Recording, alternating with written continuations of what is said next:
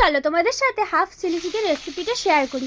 তো half chilli chicken কেন বলছি, রেসিপিটা দেখোই না, খুব ভালো লাগবে। ফার্স্টেই কড়াইতে তেল গরম করে নিয়ে ধুয়ে রাখা মাংসটাকে হালকা লাল করে ভেজে নিয়েছিলাম, কয়েকটা রসুনের সাথে দিয়েছিলাম। মাংসটা ভাজা হয়ে গেলে রসুন আর মাংসটাকে তুলে নিয়ে আবার কড়াইতে তেল গরম করে তাতে আদা রসুন পেস্ট দিয়ে আর কয়েকটা কাঁচা লঙ্কা চেরা দিয়ে হালকা খানিকক্ষণ ভেজে নিতে হবে। ভাজা হয়ে গেলে ভাজা চিকেনটাকে দিয়ে ওই রসুন আর মশলার সাথে মিশিয়ে নিতে হবে। তারপর তাতে হলুদ গুঁড়ো, জিরের গুঁড়ো, ধনের গুঁড়ো, লঙ্কার গুঁড়ো আর একটু সামান্য জল দিয়ে মশলাটাকে কিছুক্ষণ কষিয়ে নিতে হবে। মশলাটার সাথে চিকেনটা হালকা কষানো হয়ে গেলে তাতে ডুমো করে কেটে রাখা পেঁয়াজ, ক্যাপসিকাম আর একটু টমেটো দিয়ে মশলাটাকে ভালো করে কষিয়ে নিতে হবে। মশলাটা একটু কষানো হয়ে গেলে পেঁয়াজটা হালকা নরম হয়ে গেলে তাতে পরিমাণ মতো নুন দিয়ে ভালো করে মিশিয়ে নিতে হবে।